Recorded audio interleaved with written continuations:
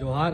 આજ રોજ તારીખ 17/1/2025 રોજ અમે દાહોદ જિલ્લા કલેક્ટર સાહેબ શ્રી તથા ખાણ ખનીજ વિભાગને આવેદનપત્ર આપવામાં આવ્યું છે, જેમાં જે દાહોદ જિલ્લામાં ગેરકાયદેસર રીતે ઈંટોના ભઠ્ઠા ચાલે છે તેના પર કાયદેસરની કાર્યવાહી કરવામાં આવે. કેમ કે જે અમુક ઈંટોના ભઠ્ઠા ચાલે છે તેમને જે પ્રદૂષણ નિયંત્રણ બોર્ડમાંથી લાયસન્સ આપવામાં આવેલી છે તેનો સમયગાળો પણ પૂરો થઈ ગયેલ છે. સાથે સાથે જે માટી ક્યાંથી લાવે છે અને કોના સર્વે નંબરમાંથી ખાતા નંબરમાંથી લાવે છે તે પણ એમની પાસે કોઈ પણ પ્રકારનો દસ્તાવેજ નથી, એટલે માટી ચોરીની હોય એવું સાબિત થાય છે અને સરકારની રોયલ્ટીને પણ બહુ મોટું નુકસાન થઈ રહ્યું છે, એટલે એની પણ તપાસ કરવામાં આવે. સાથે સાથે જે બિનખેતી જમીન કરાવેલ હોય ઈંટ ઉદ્યોગ માટે તેના કરતાં વધારે પ્રમાણમાં ઈંટ ઉદ્યોગ ચાલી રહ્યું છે, કેમ કે જે બિનખેતી કરાવવાની હોય તો આજુબાજુ તારની ફિનિશિંગ કરાવવાની હોય એ પણ કરેલ નથી.